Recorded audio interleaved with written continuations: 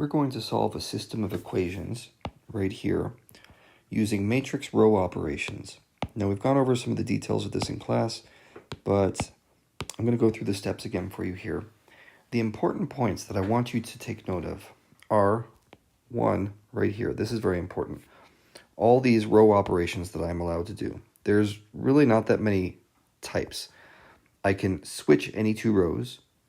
I can replace a row with a multiple of itself, as long as the multiple is not 0. And I can replace a row with itself plus a multiple of another row. Okay? So, let's go about doing that. And the order that I'm going to proceed in, once I have a matrix to start working with, is according to this chart over here. So, I encourage you to come back to this slide right here in the video as a reminder of the order that we're going and the operations on the rows that we're allowed to do. Okay, so let's dig in here. Step number 1, you first have to change this system of equations into an augmented matrix.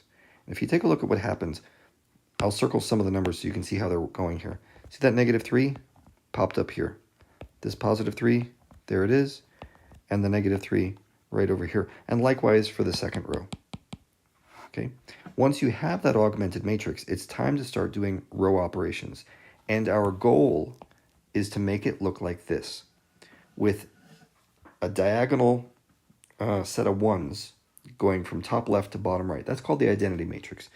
And once you have the identity matrix formed, your solution to the equations will be right here. So let's go ahead and do that. First thing I'm doing is replacing row 1 with row 1 divided by -3. Okay, the reason I'm choosing divided by -3 is, see that -3? I want that to be 1, not -3. So we divide the whole row by -3. Let's see what we get. -3 over -3 is 1. 3 over -3 is -1. And -3 over -3 is 1 again.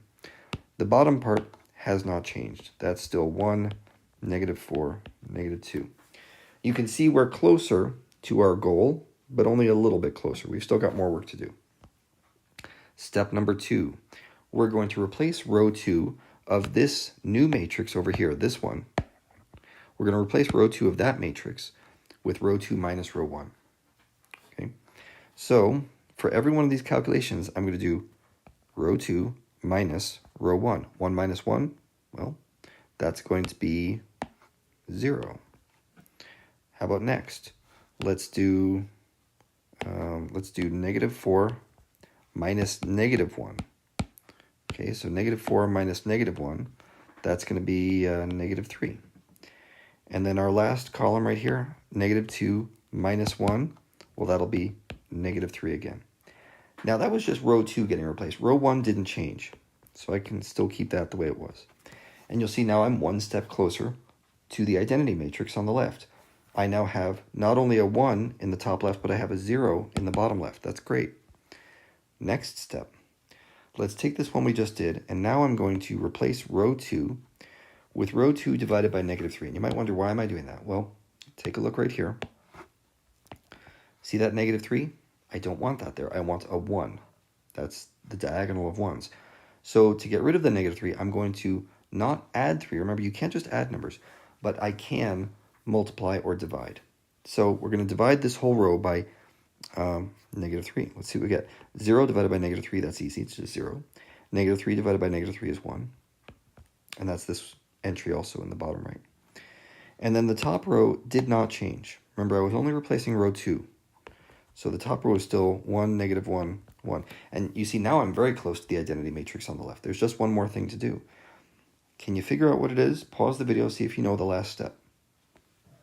Okay, did you come up with replace R1 with R1 plus R2? See, if I add these together, then I'll get a 0. That's what I'm looking for. So I'm going to add those rows together and put the result in the top row. Well, 0 plus 1, 1. -1 plus 1, 0. Bingo. And 1 plus 1, 2. I don't really care what's happening in the very rightmost set. We'll talk about that in a moment, but I didn't replace the bottom row, so that continues to stay 0, 1, 1.